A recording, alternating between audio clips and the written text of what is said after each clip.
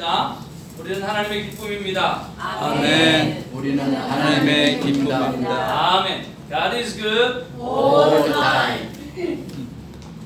오늘도 하나님 앞에 이렇게 예배할 수 있다고 하는 것은 우리 인간에게 있어서 가장 큰 영광이고 가치 있는 일인 줄로 믿습니다. 네. 오늘은 사사기 14장, 우리 14장이 아니고요 18장이죠. 18장 1절에서 12절까지의 말씀입니다.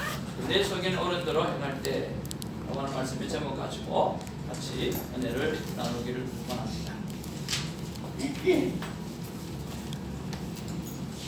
한 절씩 교독하면서 말씀을 받겠습니다.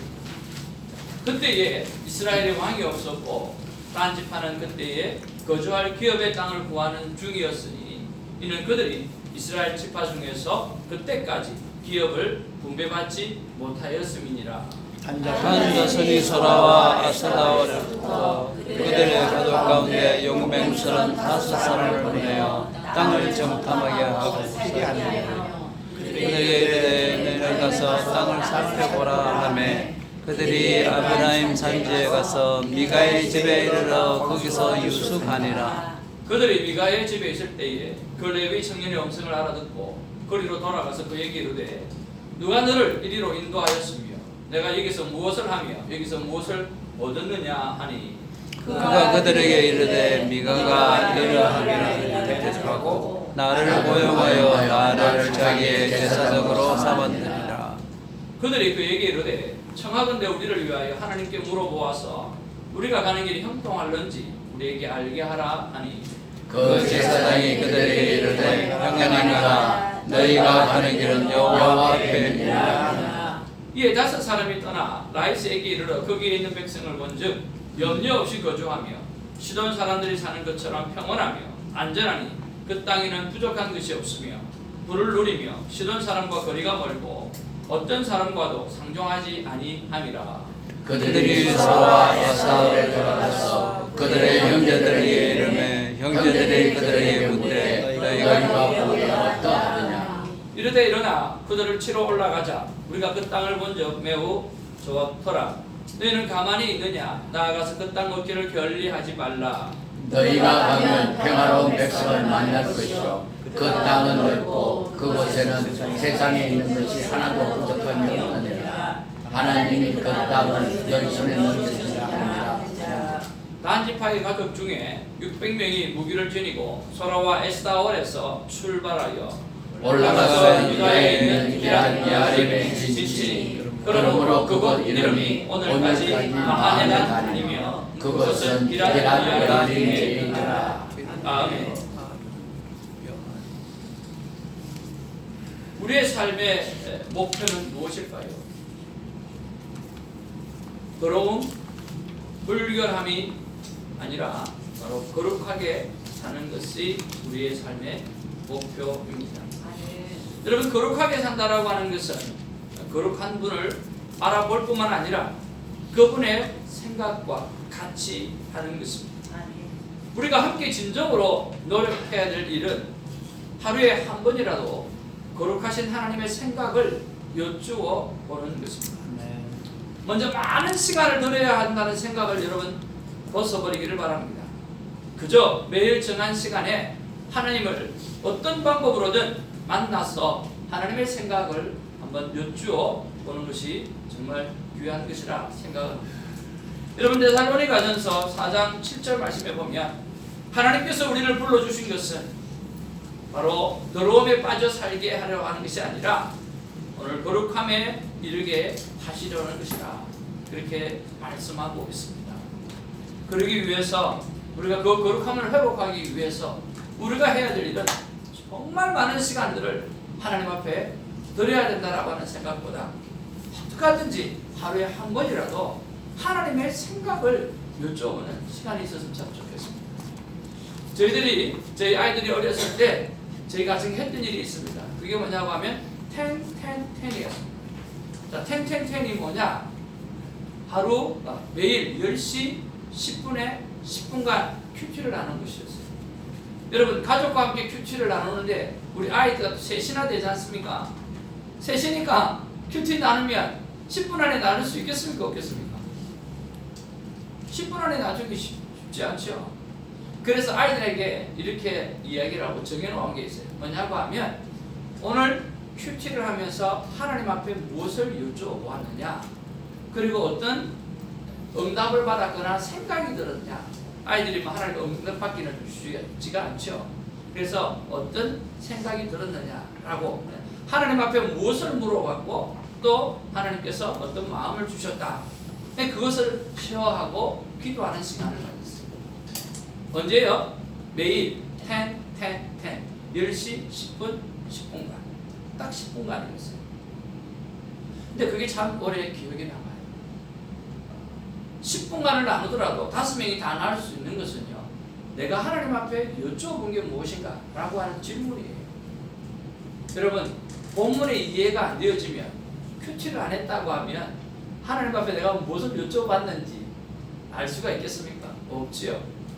안에 본문에 있는 내용을 알아야만, 그래도 어느 정도 한두 개는 알아야만 여쭤보고 응답을 받는 거죠. 그래서 우리 신앙생활의 그 거룩함을 회복할 수 있는 길은요, 저는 많은 시간을 할애하면 당연히 좋지만 그렇지 않아도 하루에 한 번이라도 하나님 앞에 생각을 여쭤보는 것 정말 중요하다고 생각해요. 여러분, 이 습관의 재발견이라고 하는 책을 쓰셨던 분이 그런 부분들에서 잘 설명해주고 있는 것 같아요. 내 인생의 기적은 매일 밤 팔굽혀펴기 한 번에서 시작되었다.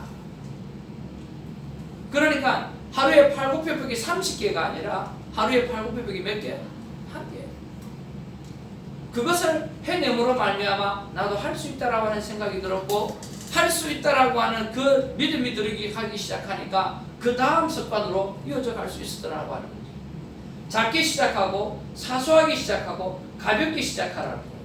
지킬 수 없는 위대한 목표보다 지킬 수 있는 사소한 행동이 당신의 인생을 극적으로 바꾼다라고 하는 것입니다. 저는 큐티도 마찬가지라고 생각합니다.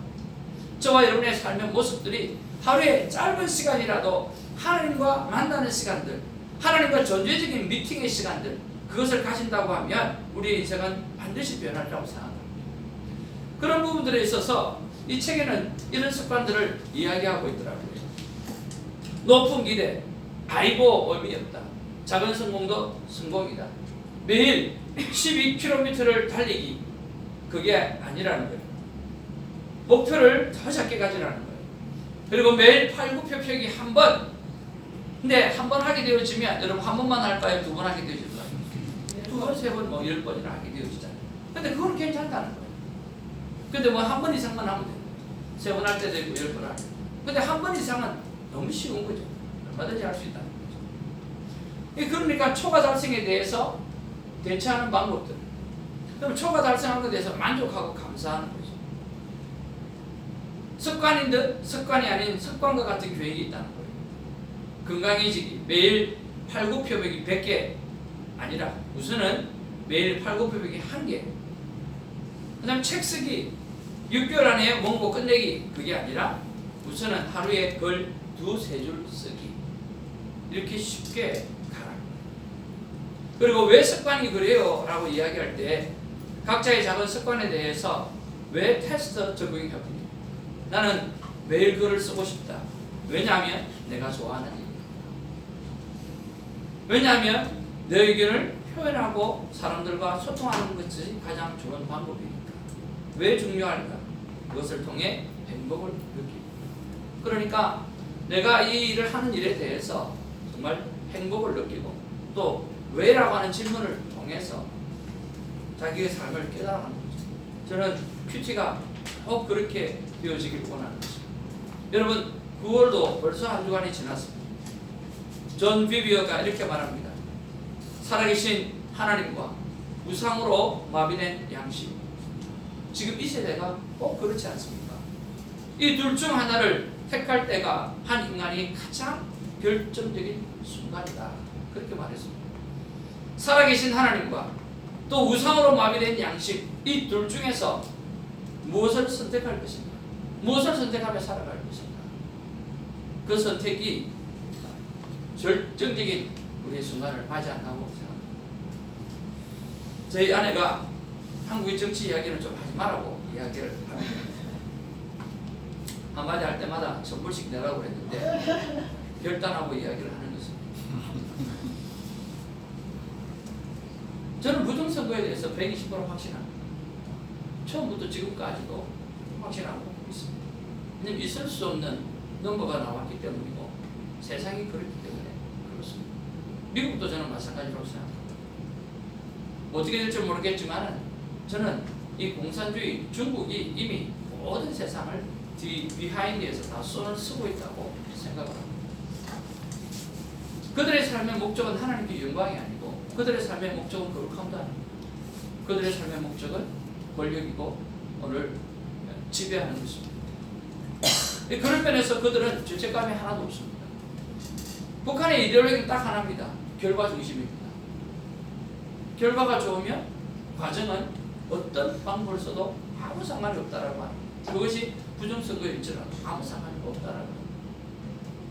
저는 국민의힘 그 많은 후보자 중에 그래도 황교안 그분이 믿음을 가지고 행동하는 정의로서 살아가겠다고 다시 결단하고 나와서 치고 나가는 모습을 볼 때 그 전에 마음과 좀 많이 달라졌습니다.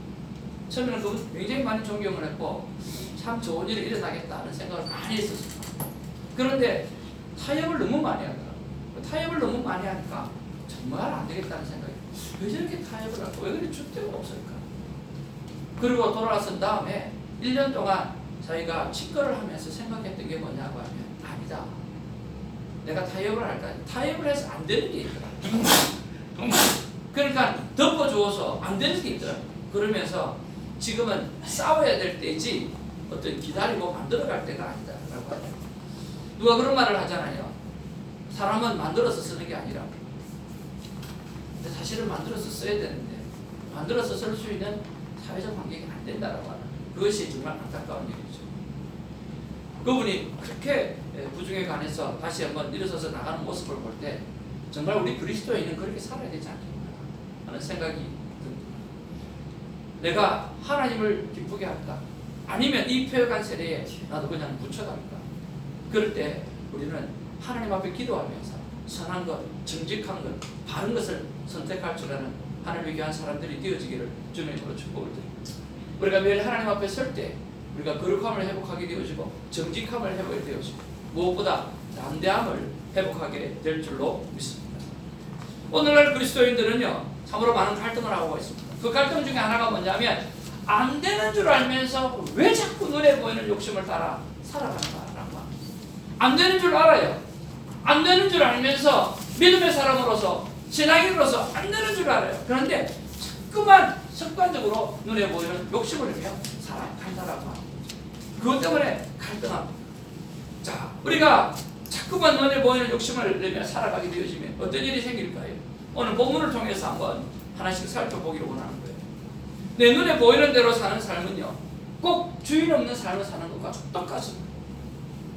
오늘 1절에 보니까 그때에 이스라엘의 왕이 없었고 단지파는 그때에 거주할 기업의 땅을 구하는 중이었다. 그렇게 말하고 있어요. 오늘 본문에 18장 1절 말씀뿐만 아니라 17장 6절에도 이스라엘에 왕이 없었다는 말씀으로 기록합니다. 그뿐만 아니에요.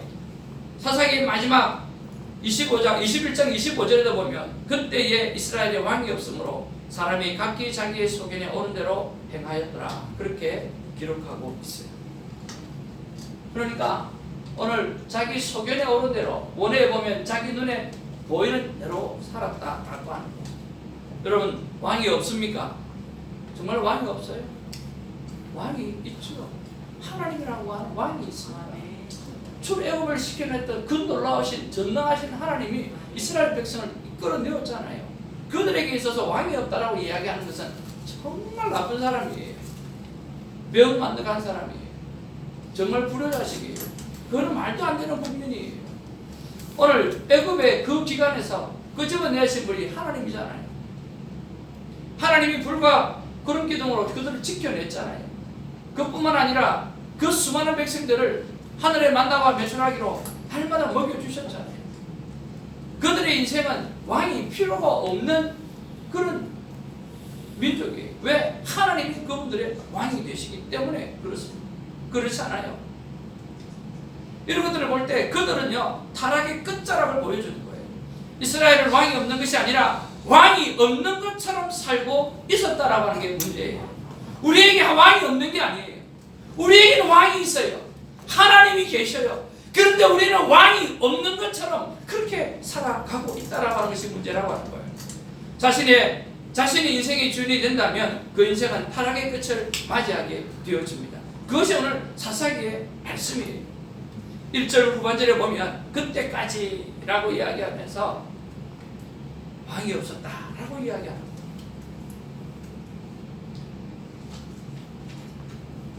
여러분 여호수아서 19장 40절 이하에 보면 정말 이 단지파가 오늘 거주할 기업이 없다라고 했고 그 다음에 그들이 이스라엘 지파 중에서 그때까지 기업을 분배받지 못했다는데 진짜 분배받지 못했는가라고 하는 거예요. 벌써 분배받았어요. 여호수아서 19장 40절에 48절에 보면 일곱째로 단 자손의 지파를 위하여 그들의 가족들로 제비를 뽑았으니 그들의 기업의 지역은 라고 이야기하고 있잖아요. 소라와 에스타올과 이르세메스와 살라핀과 야론과 이들라와 엘론과 딥나와 그러면서 쭉 이야기하고 있어요. 요파 맞은편 경계까지가 누구의 것입니까? 단지파에게 주어진 것들이 주어졌어요. 그런데 그것을 뭐하지 못했어요? 정복하지 못했어요. 여러분 정복하지 못하는 이유가 뭘까요? 딱 하나예요. 믿음이 없기 때문이에요. 하나님의 전쟁에서는 믿음이 필요한데 그 하나님의 전쟁에서 믿음을 사용하지 못했기 때문에 그들은 점령하지 못한 거예요. 그리고 사사기 1장 34절에 보면 그렇게 믿음을 발휘하지 못하고 점령하지 못하게 되어지니까 아모리 족속이 단 자손을 산지로 몰아넣고 이 아모리 자손이요 산지로 단지파를 몰아넣어버렸어요. 그리고 골짜기에서 내려오기를 용납하지 아니하였어요. 완전히 쫓겨나서 살게 되어질 것입니다. 믿지도 못하고 결단력도 없고 인생은 방황하고 쫓겨다니게 되어집니다. 누가요? 내가 내 인생의 주인이 되어질 때만 내가 주인된 인생의 전형적인 삶의 모습이 바로 이 모습입니다. 여러분 가만히 한번 생각해 보면서 여러분의 인생의 주인이 여러분이 되면 좋겠어요? 하나님이 되면 좋겠어요? 어떻게 보면 내가 되면 좋을 것 같잖아요. 내 인생의 주인이 내가 되면 좋을 것 같아요. 그렇죠? 그런데 가만히 한번 생각해 보십시오. 내 인생의 주인이 내가 되어지기 시작하면 뭐 한탄하고 싶어? 뭘 구하고 싶어? 핑계댈 길이 없어. 핑계댈 게 없다는 거예요. 그런데 내 인생의 주인이 하나님이면 또 다른 어떤 존재가 있다면 핑계댈 것이 있어요. 도망갈 구멍이 있어요. 왜 이런 거 있잖아요. 하나님 왜 그러셨어요? 하나님 나를 왜 이렇게 힘들게 만들어요? 아니 내가 나를 힘들게 했다 할지라도 그렇죠. 내 인생의 주인이 내가 아니니까 하나님을 향해서 뭐 할 수 있어요? 블레임할 수 있는 거예요. 원망할 수도 있는 거예요. 그것만 해도 여러분 어떻습니까? 얼마나 편합니까? 여러분 말할 데가 없잖아요. 목회자들이요 참 말할 데가 없어요. 목회자들끼리 모이면 더 말 못해요. 왜? 우리 교회 소문이 나갈까? 이게 큰일이에요. 목회자 모임을 해요. 특히 작은 교회 목사님들은 말을 못해요. 그럼 불문율이 하나 있어요. 교인이 몇 명이 되느냐고 묻는 거. 그럼 불문율이에요. 그것마저도 시어하고 나누지 못해요. 그 나눠도 어떤 일이 생겨요? 나누게 되어지면 그 소문이 또 쫙 퍼져버려요. 쉽지 않죠. 그러면 그걸 또 성도들에게 나누세요. 성도들하고 나누면 어떻게 돼요? 더 빨리 퍼지죠. 그러니까 나눌 데가 없어요. 그렇기 때문에 나 말고 내 인생의 주인이 따로 있다고 하면 그분에게 우리의 삶의 모든 부분들을 풀어놓을 수 있다는 것도 얼마나 큰 일인데요. 그분이 전능하신 하나님이라고 한다고 하면 더 좋겠죠. 여러분 그런 면에서라도 하나님을 저와 여러분의 인생의 주인으로 삼는 저와 여러분 되기를 주님의 이름으로 축복을 드립니다. 내 눈에 보이는 대로 사는 것은요 눈이 어두워서 좋은 멘트를 보지 못해요. 오늘 성경 본문에 보니까 3절 4절 말씀 한번 같이 읽어보겠습니다. 시작. 그들이 미가의 집에 있을 때 그 레위의 청년의 음성을 알아듣고 거기로 돌아가서 그에게 이르되 누가 너를 이리로 인도하였으며 내가 여기서 무엇을 하며 여기서 무엇을 만졌느냐. 그가 그들에게 이르되 미가가 이러하게 나를 대접하고 나를 고용하여 나를 자기의 제사장으로 삼았느냐. 사사기의 분위기입니다. 사사기의 영적 분위기예요. 자, 제사장은 어떤 존재입니까? 다른 모든 지파가 제사장은 하나님의 일만 하고 하나님의 성전만 지키기 위해서 그분들에게 다 11조를 해서 그들이 살 수 있도록 만들어 놔야 돼요. 그런데 미가라고 하는 사람이 한 제사장을 뭐합니까? 고용합니다. 월급쟁이로 만들어버리죠. 그리고 그 집을 위해서 뭐합니까? 축복하는 사람으로 바뀌어져 있어요. 꼭 뭐와 같아요? 굿하는, 우리는 굿을 많이 해봐서 좀 잘합니다. 그들이 축복을 선포해요. 그리고 우리는 복채를 줘요. 근데 똑같아요. 근데 우리 아버지가 그거를 알아차렸어요. 해마다 구조됐거든요. 해마다 어려운 거예요. 해마다 잘 되게 해주고 해마다 어려운 거예요. 에이 때리차 안 하더라고요. 그러면 안 믿는 사람도 알아요. 해마다 복을 주지만 그 복을 주는 사람의 존재가 하나님이 아니기 때문에 해결받지를 못하는 거죠.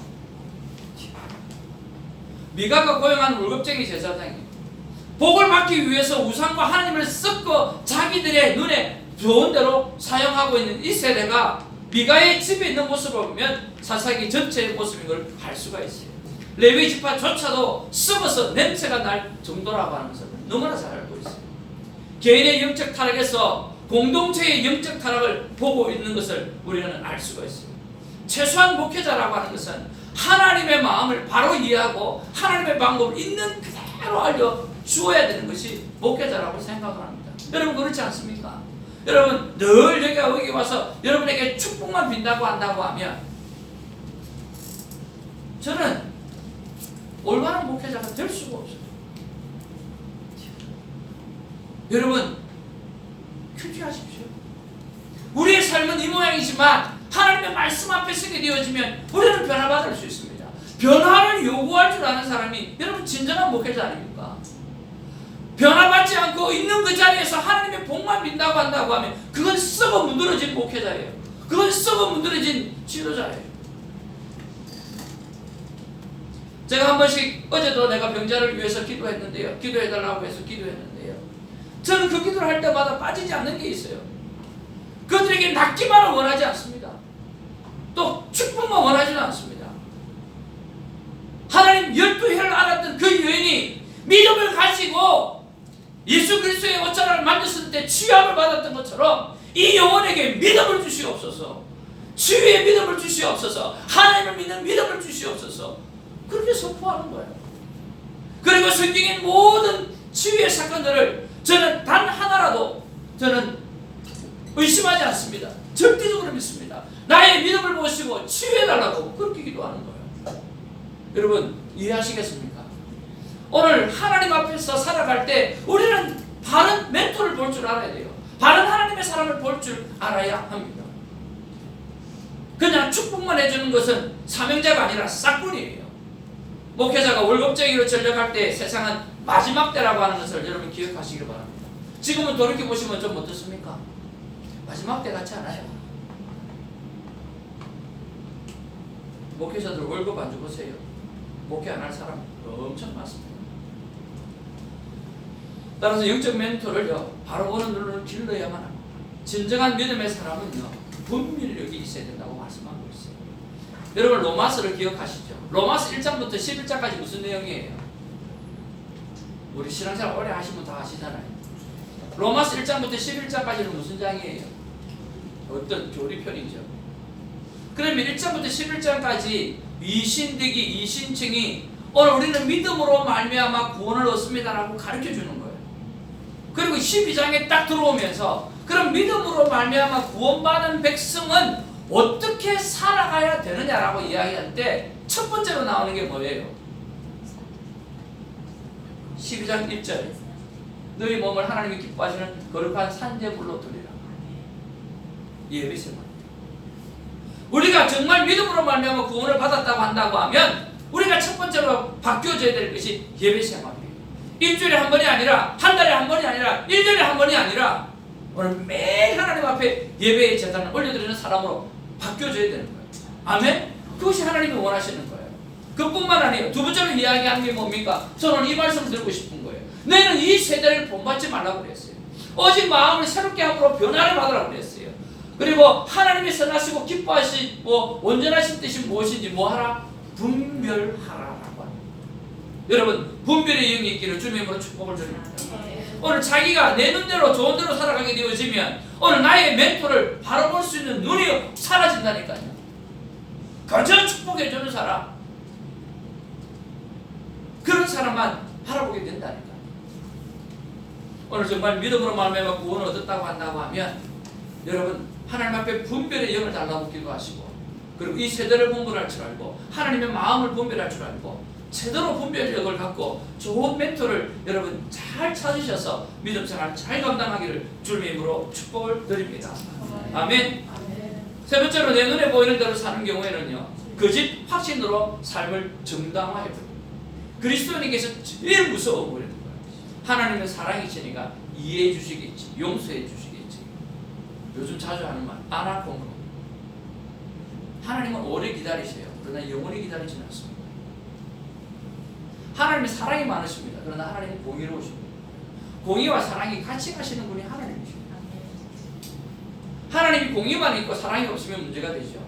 하나님의 사랑만 있고 공의가 없으면 이 세상은 엉망이 되죠. 공의와 사랑이 같이 가시는 분이 하나님이십니다. 이 거짓으로 삶을 정당할 때가 너무나 많은 거죠. 자, 청하건대 우리를 위하여 하나님께 물어보아서 우리가 가는 길이 형통할지 믿음 정말 좋은 사람 같이 보이죠. 그렇잖아요. 하나님께 물어보아서 누구한테 가가지고 엉뚱한 지도자한테 가서 찌짓하는 거예요. 이미 물어볼 때부터 뭐예요? 이 사람은 답을 얻고 가는 거예요. 마음이라도 편하게 해달라는 거예요. 그 제사장이 그들에게 이르되 평안히 가라. 너희가 가는 길에 누가 여호와 앞에 아나콘 하나님 잘도 하시겠다. 여러분 그렇지 않아요? 미가의 집에서 있는 제사장이 무엇으로 보입니까? 복을 주고 복을 빌어주고 복채받는 사람으로 보이지 않습니까? 하나님이 절대로 불순종한 단지파의 행보를 축복할 리가 있습니까? 없죠. 그렇지 않아요? 불순종한 자녀를 하나님이 그 길을 돌이켜 세우는 회개의 길을 원하기는 하겠지만 그렇죠? 그 길을 축복하겠냐? 계속하라고 축복하겠냐? 하나님 그러실 분은 아니라는 거예요. 그렇지 않아요? 타락한 레위 지파의 말에 하나님 응답하시겠어요? 응답하시는 하나님이 아니에요. 근데 그들은 뭐예요? 전부 다 하나님께 물어보고 여호와 앞에 있느니라라고 이야기하면서 뭘 이야기해요? 자기 모든 상황을 종교적으로 정당화해버리고 있는 거예요. 이게 그리스도인에게 가장 무서운 거예요. 내가 하나님 앞에 잘못된 삶을 살아가면서 하나님의 사랑이니까 이해해 주시겠지, 봐주시겠지. 여러분 그런 생각하시면 이에 5 사람이 떠나 라이스에 이르러 거기 있는 백성을 먼저 염려 없이 거주하며 시돈 사람들이 사는 것처럼 평안하며 안전하니 그 땅에 여기서 염려 없다라고 하는 것이 오늘 이들이 그들에게 묻는 목적이고 이 걱정을 내려놓으려고 목적이라는 정당화시키는 그래서 꼭 기억해야 될 말씀이 있습니다. 다 같이 한번 따라하기 원합니다. 시작. 나더러 주여 주여 하는 자마다 나 천국에 들어야 할 것이 아니라 하늘에 계신 내 아버지의 뜻대로 행하리라. 아버지의 뜻대로 행하라. 여러분 예수님을 보십시오. 그 예수님의 겟세마니 기도를 보십시오. 우리를 죽기까지 사랑하시되 진리의 문제 앞에서는 단 한 발짝도 물러서지 않는 그 예수님의 모습을 보십시오. 겟세마니 기도는요 생명을 거는 기도였어요. 할 수만 있거든. 그렇지만 할 수만 있거든. 그렇지만 아버지의 뜻이라고 한다면 그 길을 걷게 돼요. 예수님의 길이죠. 순교의 자리를 피해야 할 때가 있습니다. 그렇잖아요. 여러분 성경에 보면 오늘 12제자들이 핍박이 임하니까 뭘 합니까? 피하여 가잖아요. 그렇잖아요. 피하여 가요. 피하여 가요. 우리는 피할 때가 있어요. 피해야 될 때가 있어요. 그런데 여러분 곰곰이 한번 생각해 보십시오. 순교의 자리로 찾아 들어갈 때도 있어요. 우리가 순교의 자리를 피해야 될 때도 있는가 하면 순교의 자리를 스스로 찾아서 가야 될 때도 있다라고 하는 것이. 그게 바로 십자가의 길이고 바로 영광의 길.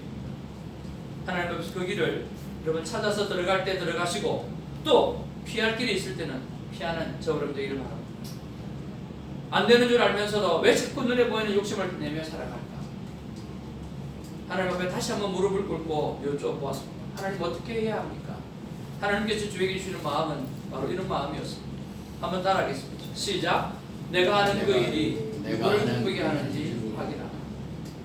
다시 한번 시작. 내가 너를 지은 목적에 합당한 삶을 살아. 하나님 우리를 향해서 이렇게 말씀하십니다. 내가 너를 지은 목적이 있다. 그 목적에 합당한 삶을 살아가라고 말씀하시는 거예요. 부르심에 합당한 삶을 살아가기를 원합니다. 그러므로 주님 안에서 같이 몸이 된 내가 여러분에게 권합니다. 여러분은 부르심을 받았으니 그 부르심에 합당하게 살아가십시오 라고 기록한 거죠. 부르심은 다 다를 수 있어요. 그러나 분명한 것은 부르심에 뜻이 있고 목적이 있다라고 하는 것입니다. 아직도 긴가민가 하신다면 여러분 하나님 앞에 물어보시기를 바랍니다. 하나님, 제 삶의 목적이 무엇입니까? 여러분 꼭 물어보시기를 바랍니다. 이 기도야말로 응답이 올 때까지 물어야 될 우리의 기도예요. 여러분 정말 다른 건 몰라도 이거 하나만큼은 하나님 앞에요 뿌리를 뽑고 기도하셔야 돼요. 하나님 나를 살리신 목적입니다. 이것은 응답이 올 때까지 기도해야 돼요.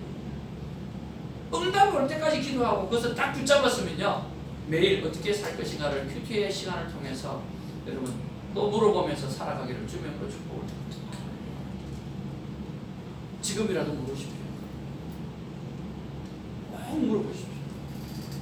저는 누가 뭐래도 저에게 왜 삽니까? 한 세 가지 목적을 분명히 이야기해요. 왜냐하면 그건 어렸을 때 고등학교 때부터 받았던 말씀입니다. 세 가지 다 하나님 앞에. 그거는 하나님 나라를 살리신 목적이고 존재의 목적이기 때문에 테니스를 하든 축구를 하든 족구를 하든 아니면 무엇을 하든지